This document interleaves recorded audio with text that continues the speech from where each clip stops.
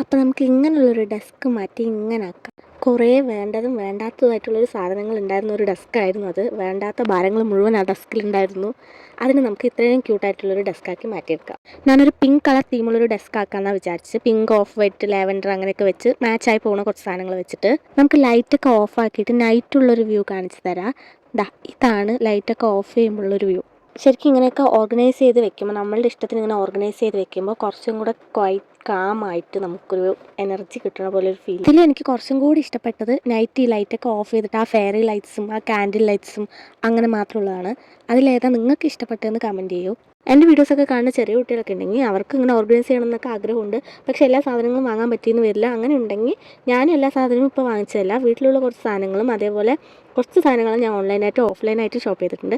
അപ്പോൾ അതിൻ്റെയൊക്കെ ഡീറ്റെയിൽസ് കാര്യങ്ങളൊക്കെ വേണമെന്നുണ്ടെങ്കിൽ കമൻറ്റ് ചെയ്തോളൂ. മാത്രമല്ല എൻ്റെ വീഡിയോസ് എല്ലാവർക്കും ഇഷ്ടമാണെങ്കിൽ ലൈക്ക് ചെയ്ത് ഷെയർ ചെയ്ത് സബ്സ്ക്രൈബ് ചെയ്ത് സപ്പോർട്ട് ചെയ്യണം.